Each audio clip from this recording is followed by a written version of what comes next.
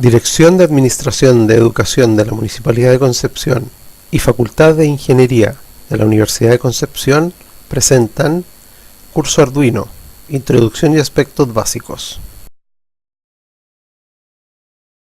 En esta entrega veremos algoritmos y programación.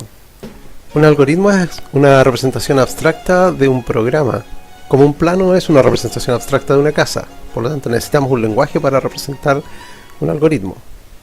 La notación que nosotros vamos a utilizar, el pseudolenguaje que nosotros vamos a utilizar en este curso se llama diagrama de flujo. Es un diagrama que tiene una nomenclatura que permite visualizar gráficamente los pasos que se deben seguir para construir un algoritmo. Existen diferentes figuras, ¿cierto?, que tienen diferentes significados en la construcción del algoritmo. Las vamos a ir viendo en ejemplos.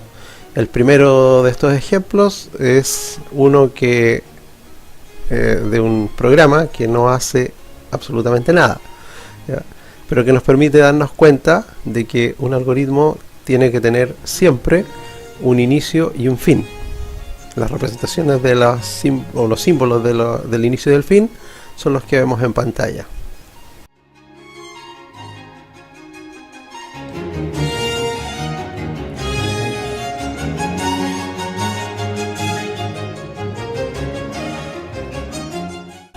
El segundo ejercicio que vamos a realizar es un algoritmo que calcula el sucesor de cualquier número entero. En este punto es necesario que nos detengamos y hablemos de la estrategia para construir una obra de ingeniería, en particular un algoritmo.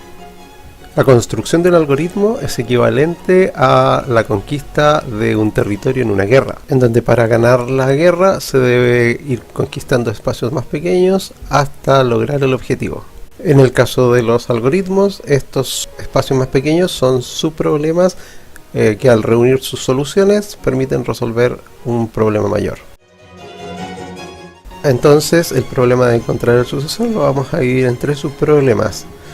El de obtener el valor al que le vamos a calcular el sucesor, lo vamos a llamar x. El de obtener el sucesor de x y el de entregar el resultado. Pero aquí puede surgir la pregunta, ¿qué es x? Bueno, x es una variable. Del capítulo anterior seguramente ustedes recuerdan que teníamos la memoria principal, que era el lugar donde se almacenaban los datos y las instrucciones de programas que se estaban ejecutando. Uno de los datos de este programa es la variable x, también la variable s. Y por lo tanto x es un espacio en la memoria que almacenará el dato al que le queremos calcular el sucesor. Con la variable s ocurre exactamente lo mismo.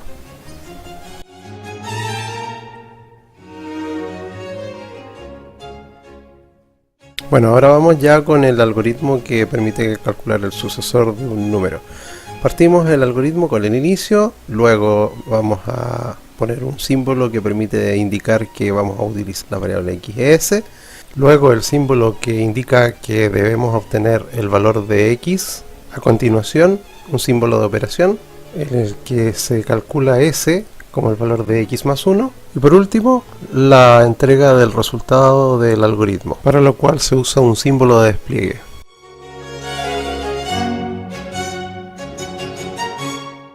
Veamos más en detalle cómo funciona la instrucción s igual x más 1. Esta está compuesta por dos operaciones: la operación de aritmética, x más 1, y la operación de asignación. El resultado se asigna a la variable s. Lo que ocurre con esta instrucción es que el valor de x que está en la memoria viaja al procesador, específicamente a la unidad aritmética y lógica. Ahí se suma con el valor 1 y el resultado queda almacenado temporalmente en la unidad central de proceso y posteriormente es traspasado a la variable s en la memoria principal. Si observamos de nuevo nuestro segundo algoritmo, nos daremos cuenta de que se trata de una serie de operaciones que se ejecutan en una secuencia. Un conjunto de operaciones que se ejecuta en una secuencia en un algoritmo es lo que se denomina estructura de control de secuencia. El siguiente problema que resolveremos consistirá en un algoritmo que decide si un número es par o impar. Para resolver este problema, de nuevo utilizaremos la estrategia de subdividirlo en tres subproblemas pequeños. El primero, el de obtener el valor al que vamos a determinar la paridad. El segundo subproblema, determinar la paridad del valor que ingresamos. Y la última parte, desplegar los resultados.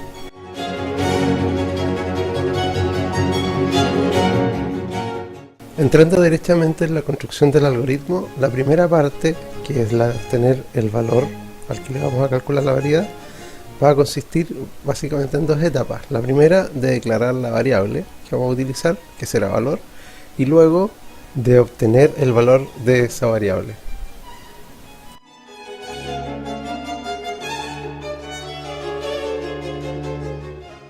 Para decidir la paridad del número ingresado, utilizaremos una propiedad de la operación resto de la división entera. Básicamente, el resto de cualquier número que se divide por 2 es 0 si el número al que estamos aplicando la operación es par. De lo contrario, se trata de un número impar. En el algoritmo podemos ver que el cálculo del resto expresado por la operación mod se pone en un rectángulo y la definición de la paridad, es decir, de si el resto es 0, se pone en un símbolo de decisión. Por último, el despliegue del resultado dependerá de la operación anterior. Si el resto es 0, el número ingresado es par, y si es distinto de 0, el número ingresado es impar. Esto se expresa en el diagrama de flujo con los símbolos de despliegue en la última etapa del algoritmo.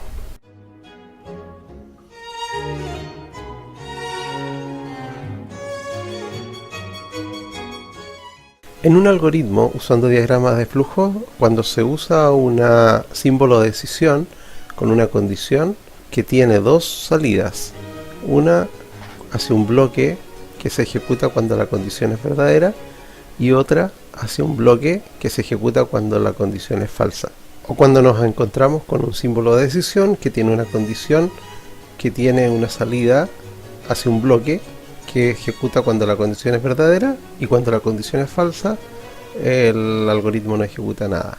Decimos que estamos en presencia de una estructura de control de selección.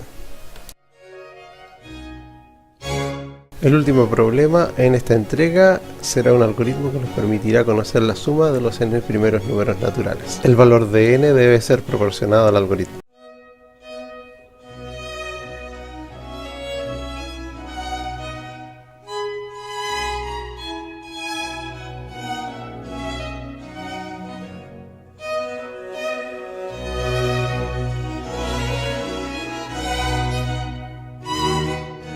Nuevamente se subdivide el problema en tres subproblemas.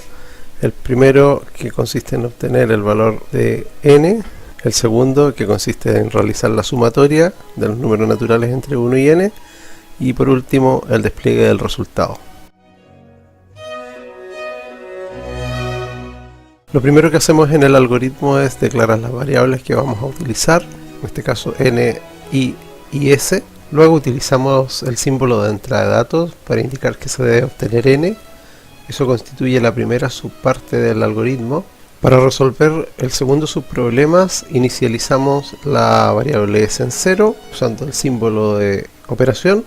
Inicializamos la variable i en 1 y luego con un símbolo de decisión vamos a construir un ciclo. Ese ciclo se va a ejecutar cuando la condición sea verdadera. En cada ejecución se va a incrementar el valor de s en el valor de i y el valor de i se va a incrementar en 1. El ciclo termina cuando el valor de i llega al valor n. Todas estas operaciones permiten calcular la sumatoria de los primeros n números naturales, es decir, resuelven el segundo subproblema. Para la última parte solo necesitamos el símbolo de salida que despliega el valor de s. La estructura de un algoritmo usando diagramas de flujo que se construye con un símbolo de decisión, con una condición y un bloque que se ejecuta cuando la condición es verdadera y que a continuación del bloque vuelve a repetir la evaluación de la condición y que sale cuando la condición es falsa, o bien un bloque que lleva a un símbolo de decisión con una condición que repite el bloque cuando la condición es verdadera y que sale cuando la condición es falsa, corresponde a una estructura de control de repetición.